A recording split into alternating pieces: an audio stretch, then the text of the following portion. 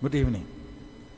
I'm working with out-of-school youth, and we're trying to use technology and artificial intelligence so that they will be engaged. And we found out that in order to learn, the dopamine in your brain has to be released.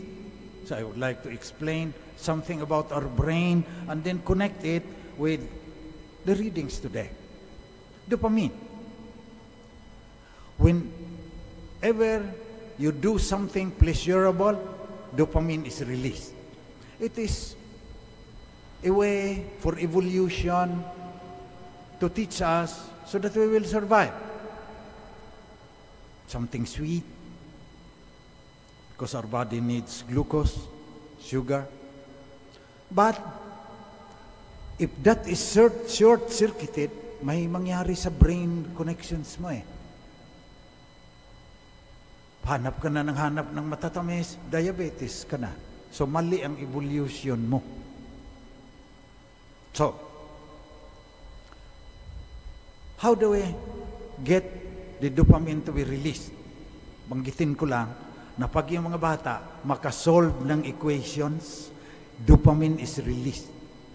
So dapat sila ang gagawa niyan. Dapat interactive. Hindi teacher lang laging nagsusolve, nagle-lecture. Pero that is just an aside.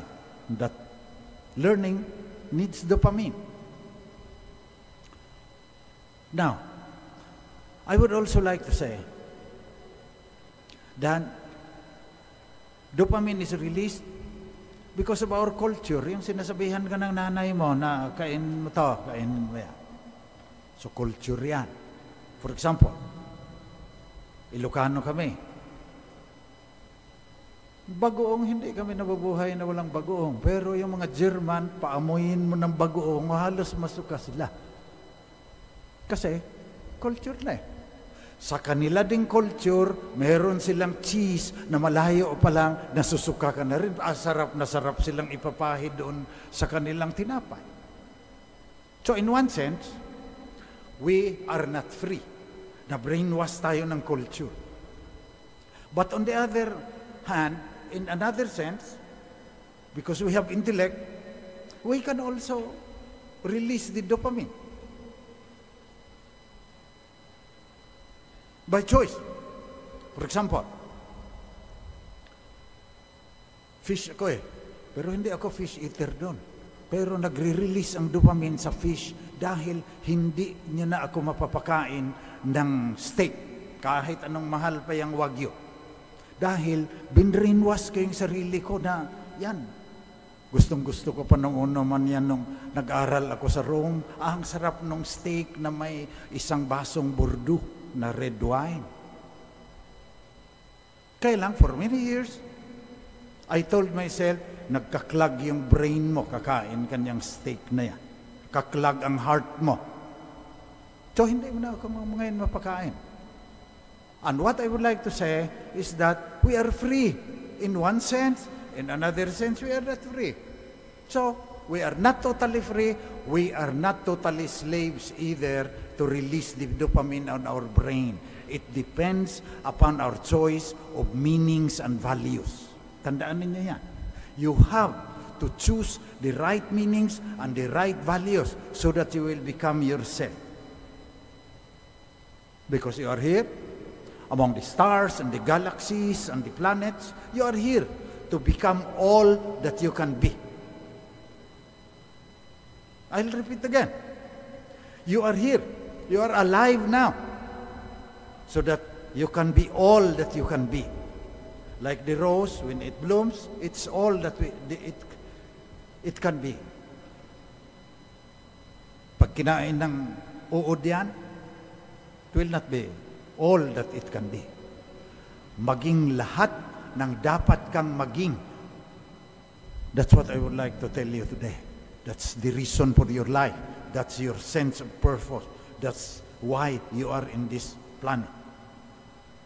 So you have to choose the right meanings and values, because if you choose wrongly, you will not become all that you can be. Para kang rose na kinain ng uod. Hindi ka nakabulaklak. Hindi pa nakakatakot yan? Itong tao ngayon sa parabol, parang rose na kinain ng uod yung kaniyang pagkatao dahil mali ang kaniyang values. He stored up treasures for himself, but was not rich in what matters to God. Bakit? Na-brainwash din niya yung sarili niya eh. Na yung dopamine ma-release because